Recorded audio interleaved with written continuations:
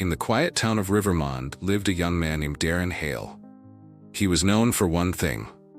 He always needed to be right. Whether it was a conversation with friends, a discussion at work, or even a small misunderstanding at the market, Darin would argue endlessly until everyone around him admitted, "Yes, you're right." People respected his intelligence, but slowly, they stopped enjoying his company. Talks turned into debates, requests turned into challenges, advice turned into lectures. One evening, after a heated argument with his friend, Darin walked home frustrated, believing the world was full of unreasonable people. But far away, someone had been watching him with calm eyes. The next morning, Darin's path crossed with Master Elandor, an elderly herbalist who lived at the edge of the town. People said he had a unique gift. He could calm the loudest storms in people's hearts with a single sentence. Seeing the troubled look on Darin's face, Master Elandor invited him to walk along the riverside. "You look tired," the old man said softly. "I'm tired of people who won't listen," Darin replied. "If they just understood that I'm right, everything would be easier."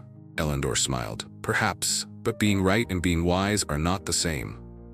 They stopped beside a flowing river. Elandor pointed at the water.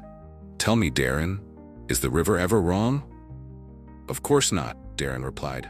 "And yet," the old man continued, "it never pushes, never argues, never forces anyone to agree with it. It simply flows calm, patient, steady, and in time, even the hardest stones change because of it." Darin frowned. "Are you saying I should stay silent even when I'm right?" "No," Elandor chuckled. "I'm saying that wisdom is knowing when to speak and when to let go." Later that week, Darin faced a test without realizing it. At the carpentry workshop where he worked, his coworker Jonas Reed insisted that a wooden beam should be cut a certain way. Darin knew he was wrong. The angle was slightly off. His mind triggered the usual reaction. Prove him wrong immediately. But Elandor's words echoed in his mind. Being right and being wise are not the same. So he paused.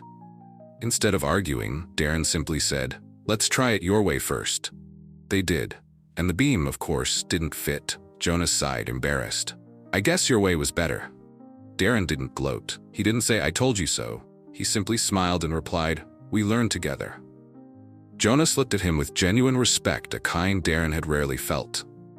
Word spread in the workshop that Darin had changed. He listened more, argued less. He offered explanations without attacking anyone. And when disagreements came, he chose calm over pride. People started talking to him again, asking for his opinions, seeking his guidance. They didn't fear him anymore, they trusted him. One evening, Darin met Master Elandor again.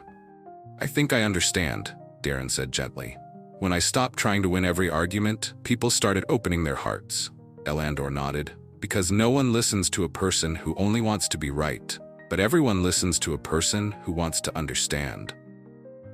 Months passed, and Darin became known not for his correctness, but for his calm wisdom. He ended unnecessary conflicts, he restored friendships, he earned quiet admiration everywhere he went. One day someone asked him, "What changed you?" Darin smiled and replied, "I learned that it's better to lose an argument than to lose a relationship."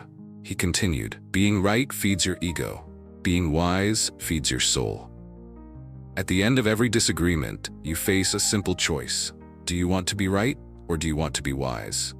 Being right may win the moment, but being wise wins people, respect, and peace.